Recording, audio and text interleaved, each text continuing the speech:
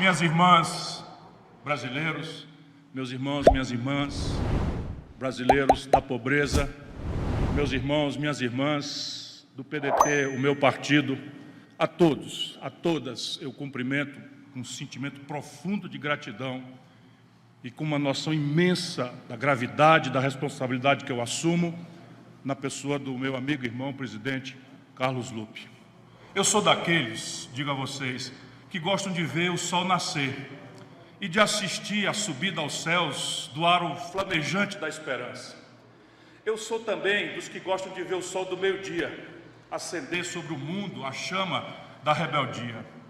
Eu sou daqueles que não usam a noite propriamente para dormir, mas para sonhar e construir a aurora radiante de um novo dia.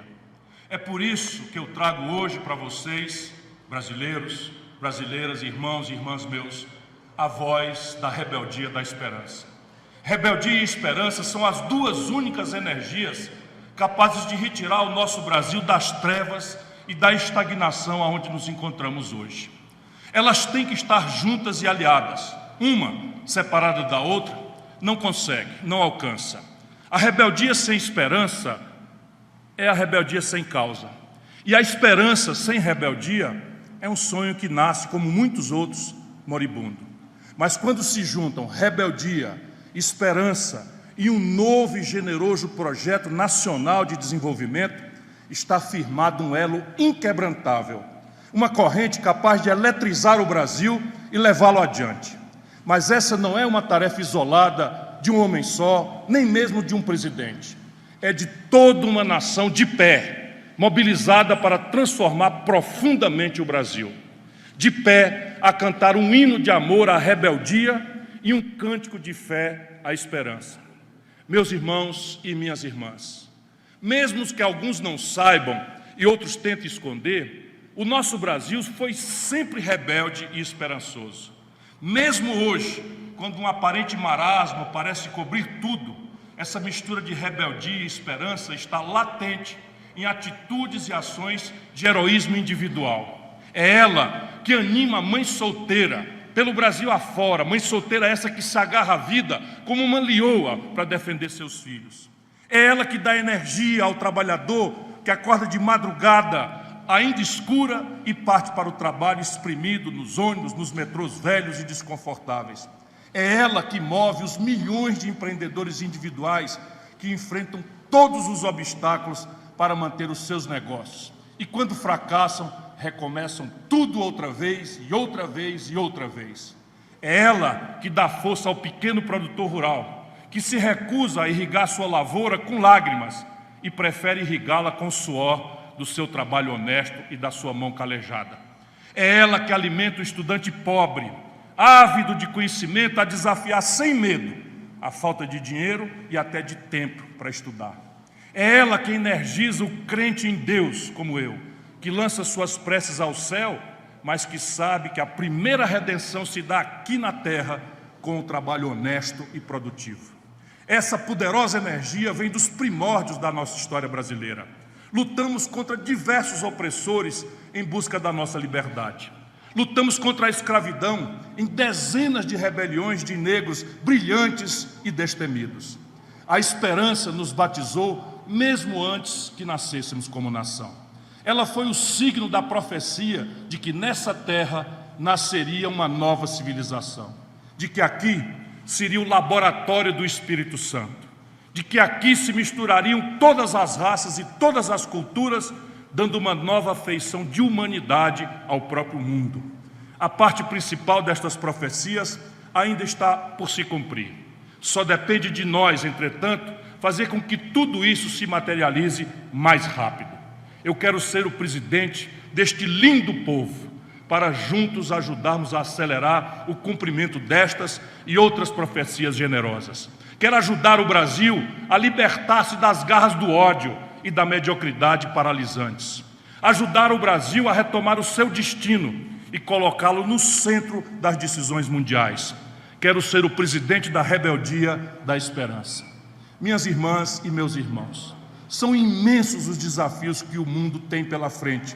Buscar novas formas de defesa ambiental, novos modelos econômicos, novas formas institucionais para a própria política, novas formas de relação de trabalho, novas tecnologias, novo modelo de relação entre as nações, além da emergente e imponderável questão sanitária, trazida pela essa pandemia, que parece longe de se acabar, embora eu ore todos os dias para que ela proteja a nação brasileira e ore também para que Deus conforte as quase 650 mil famílias e seus amigos que perdemos tanta gente, não só pela fatalidade da pandemia, mas pela irresponsabilidade dos nossos governantes.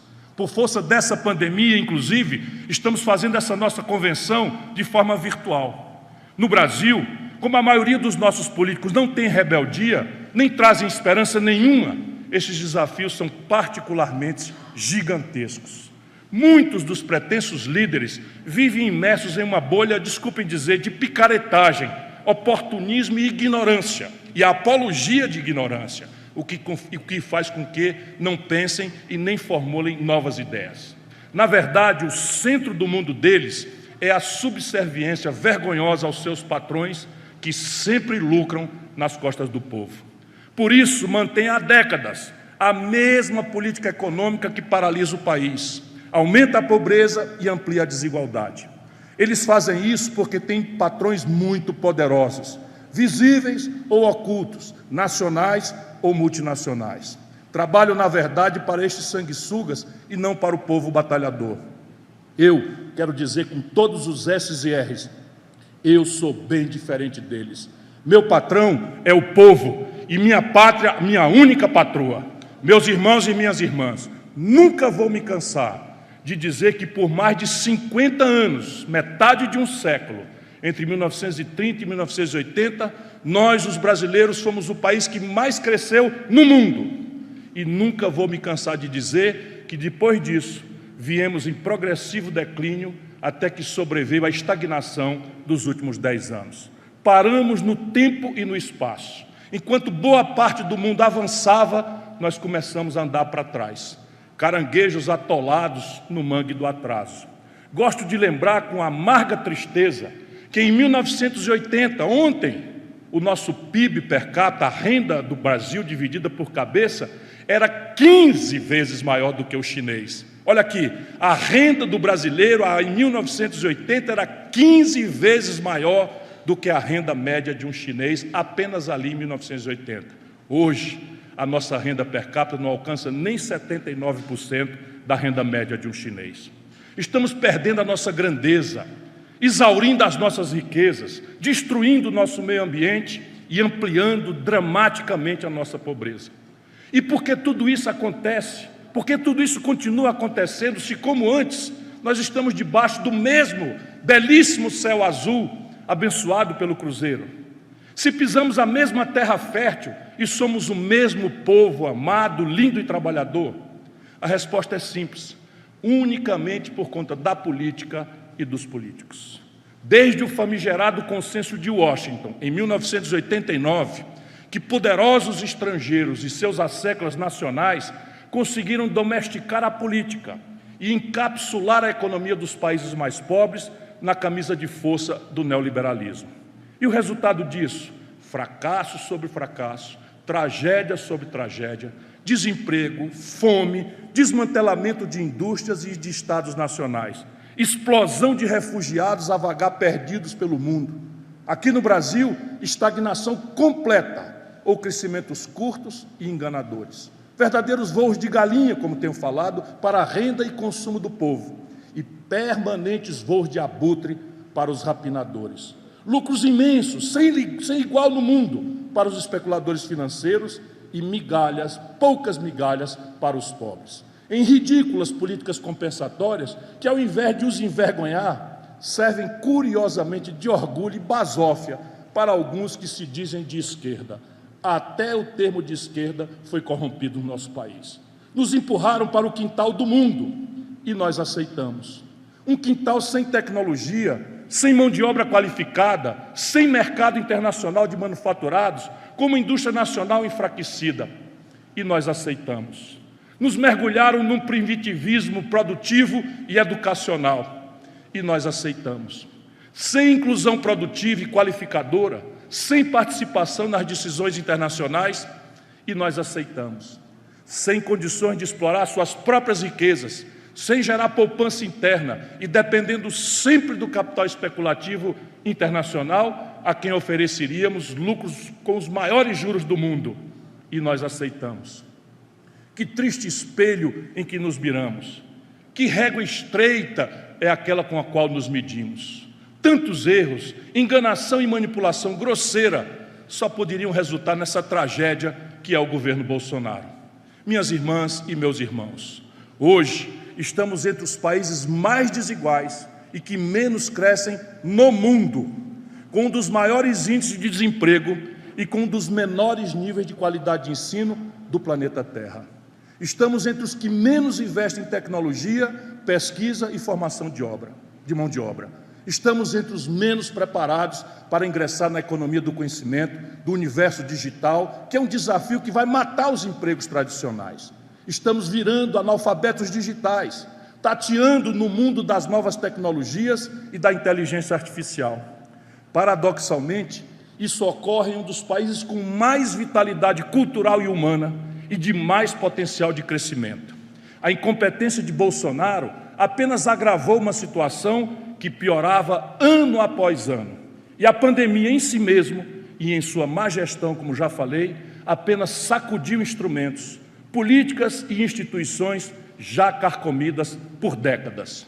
E foi potencializada criminosamente pela política genocida que já nos ceifou, como já disse, e é preciso lembrar dessas pessoas e não esquecer o que deu causa a essa tragédia. Mais de 620 mil vidas perdidas. Eu tenho que perguntar, é este o legado de longo prazo deixado por partidos ditos de esquerda e de centro-esquerda que ocuparam o poder no Brasil por mais de 20 anos?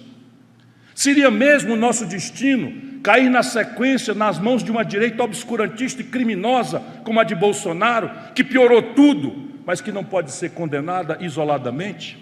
Será que seria exagero dizer que os presidentes, apesar de diferentes em muitas coisas, foram iguaizinhos em economia e que o modelo econômico que copiaram uns dos outros nos trouxe a esse beco sem saída? Será que seria absurdo mostrar que, com as diferenças apenas de escala e formatos, eles copiaram e repetiram os mesmos projetos e programas na área social, mudando apenas os seus nomes?